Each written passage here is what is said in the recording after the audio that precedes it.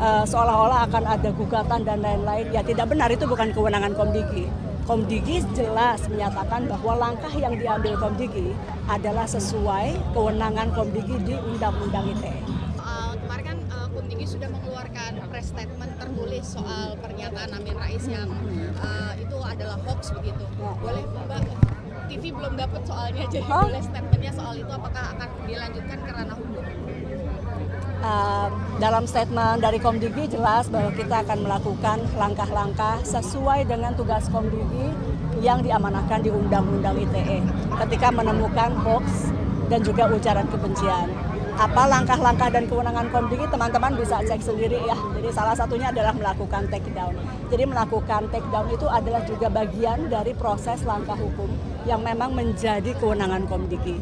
Tentu yang akan kita lakukan, ini kan ada beberapa media yang bukan media ya, mungkin saya nggak tahu media atau bukan, tapi seolah-olah akan ada gugatan dan lain-lain. Ya tidak benar, itu bukan kewenangan Komdigi. Komdigi jelas menyatakan bahwa langkah yang diambil Komdigi adalah sesuai kewenangan Komdigi di Undang-Undang ITE. Saya rasa itu, terima kasih teman-teman. Mari.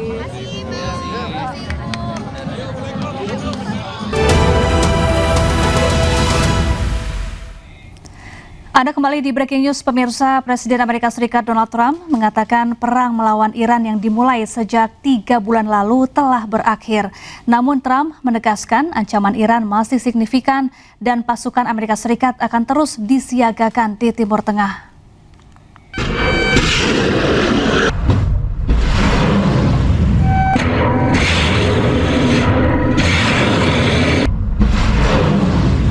Presiden Amerika Serikat Donald Trump mengumumkan kepada Kongres bahwa perang melawan Iran telah berakhir.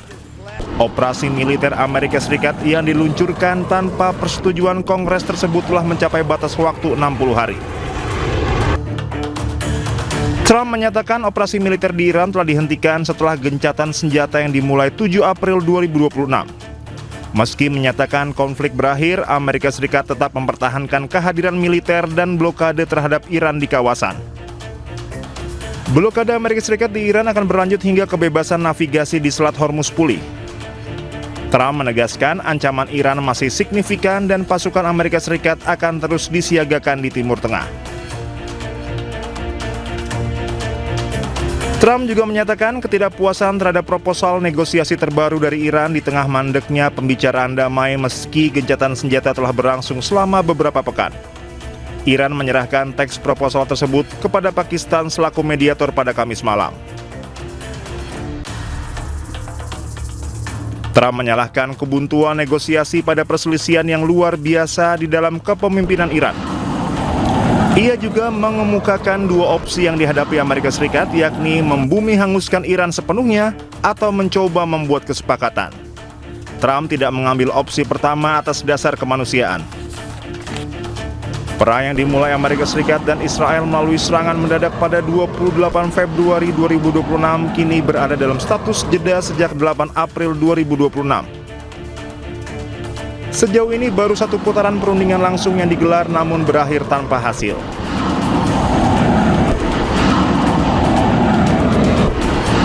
Berdasarkan Undang-Undang Kekuasaan Perang, Presiden Amerika Serikat memiliki waktu 60 hari melancarkan perang tanpa persetujuan Kongres. Dengan menyatakan perang melawan Iran berakhir, Trump secara efektif mengatur ulang hitungan waktu yang memungkinkannya memulai kembali perang di kemudian hari dengan jangka waktu 60 hari. Ya pemirsa, untuk membahas perkembangan konflik Amerika Serikat dengan Iran, kita sudah terhubung bersama pengamat Timur Tengah, ada Pak Hasibullah Satrawi. Assalamualaikum Pak Hasibullah. Waalaikumsalam Mbak Syafa, selamat siang. Baik, Pak Hasibullah, ini Iran mengajukan proposal balasan berisi 14 poin kepada Amerika Serikat yang meminta penghentian pertempuran secara permanen dan juga penarikan penuh pasukan Amerika Serikat. Seberapa realistis tuntutan ini bisa dipenuhi oleh Amerika Serikat? Ya, terima kasih Mbak Syafa. Ini perkembangan terbaru terkait dengan 14 poin yang diajukan oleh Iran kepada Amerika. Terus terang saya juga belum mendapatkan naskah lengkapnya atau poin-poin lengkapnya. Cuman beberapa media di Timur Tengah, terutama Al Jazeera, sudah melansir beberapa poin yang termaktub atau dikatakan ada dalam 14 poin tersebut. Nah, kalau kita baca dari poin-poin yang ada, maka sebenarnya tidak terlalu berbeda secara prinsip daripada poin-poin ataupun pembahasan yang telah diajukan oleh Iran sebelumnya. Misalkan Iran minta agar Amerika atau pasukan Amerika meninggalkan sekitar Iran dan Timur Tengah secara umum, terus pembukaan aset-aset yang dibekukan, lalu kemudian komitmen untuk tidak melakukan perang kembali ke depan, serangan kembali dan lain sebagainya. Cuman yang paling baru dan menurut saya bisa menjadi pintu kompromi itu memang terkait dengan manajemen baru pengelolaan Hormuz yang terus terang kalau dibandingkan dengan paper-paper sebelumnya ini bisa dikatakan kayak semacam bisa menjadi pintu kompromi. Tapi sebelum saya masuk ke lebih lanjut tentang sejauh mana ini mungkin, yang harus kita juga pahami bahwa proposal ini saya sebut lahir dalam konteks fase ke-6 dari perang ini.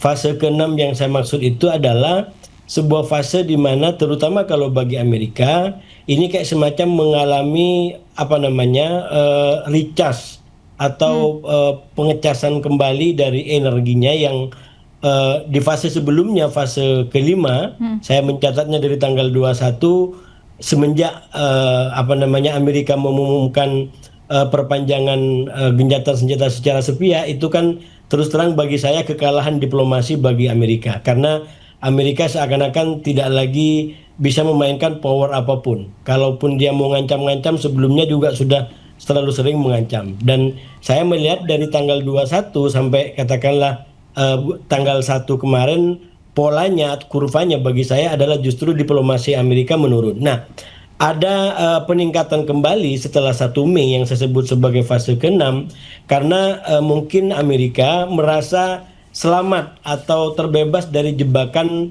atau dari bayang-bayang 60 hari yang membatasi wewenangnya sebagai kepala tertinggi angkatan bersenjata di Amerika.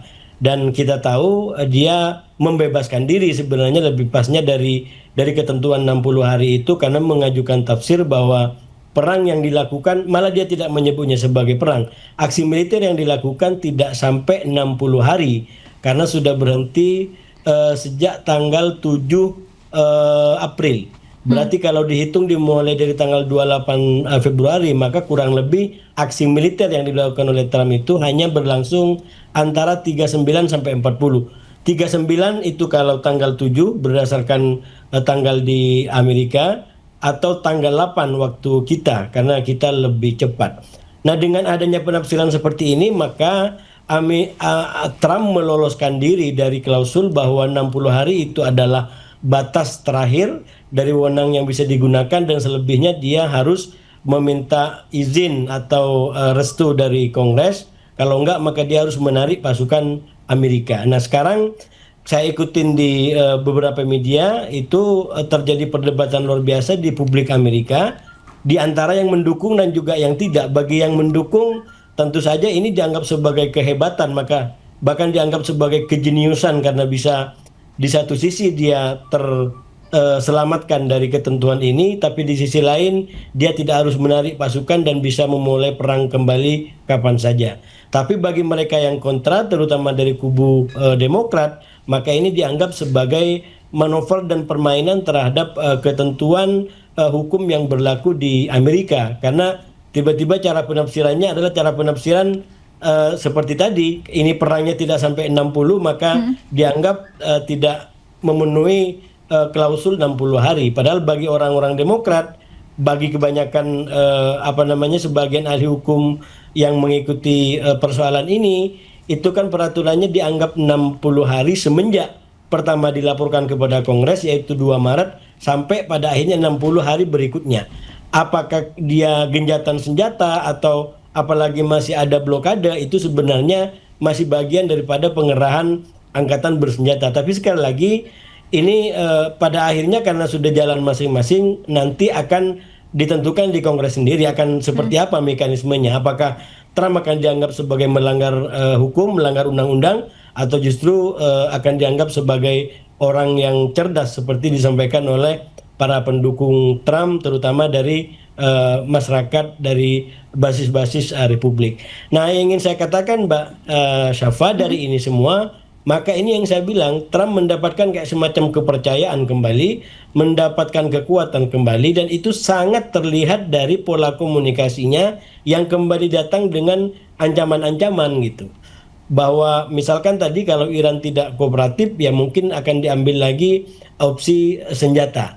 Tapi ini juga pembeda dari fase ke-6 menurut saya, bukan hanya Amerika yang siap untuk kemudian terlibat dalam konflik militer atau dalam perang kembali, bahkan Iran pun jauh-jauh hari juga sudah menyatakan kalau terus blokade ini dilakukan, maka kami juga siap untuk kemudian masuk dalam pertempuran kembali. Nah, ini yang menurut saya belum pernah terjadi dalam katakanlah fase 1, yaitu ketika serangan dilakukan, fase 2 tanggal 9 ketika Iran berhasil memilih pemimpin baru yaitu Mujtaba, fase ketiga yaitu genjatan senjata tanggal 13 April, fase keempat yaitu 13 April ketika Amerika memberlakukan blokade.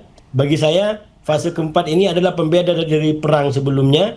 Kalau perang sebelumnya adalah perang katakanlah untuk tujuan nuklir, dia nyerang kemana-mana, maka per 13 April itu menjadi kayak semacam perang maritim karena konsentrasi krisis ada di maritim, terutama di Selat Hormuz dan pelabuhan-pelabuhan Iran. Nah, fase kelima itu adalah ketika Amerika mengumumkan genjatan senjata secara sepihak, yang bagi saya itu adalah kekalahan diplomasi Amerika, sehingga walaupun Amerika sudah ngejar-ngejar utusan Iran untuk bisa bernego secara langsung, tetap aja tidak diterima, dan itulah kemudian menjadi pertemuan lanjut ke Rusia. Dan 1 Mei bagi saya adalah fase yang pembeda yang sangat penting, karena ini adalah kedua belah pihak menurut saya ibarat kurvanya itu dia agak berdekatan dan sama-sama siap untuk berunding, tapi juga sama-sama siap untuk berperang. Ya, lalu apakah proposal terbaru yang diajukan Iran ini menunjukkan Iran sedang melemah atau justru sedang berada di posisi tawar yang juga cukup kuat, Pak Hasibullah? Ya, saya mengikuti Iran. Sebenarnya memang Iran dari awal, bahkan dari perundingan pertama tanggal 11-12 April itu bisa dikatakan Iran telah menjadi faktor. Dan saya melihat kalau nanti ini terjadi perundingan pun itu dia faktornya adalah Iran. Kenapa? Karena Iran melakukan kompromi dan dari kompromi itu bisa terjadi perundingan. Di perundingan pertama saya katakan Iran menjadi faktor karena dari awal Iran sebenarnya tidak mau perundingan yang sifatnya hanya untuk solusi sementara. Dia ingin solusi permanen. Itu dari awal dia sampaikan. Bahkan di saat Trump masih ngobrol untuk mediasi, untuk pertemuan, Iran sudah konsisten dengan itu.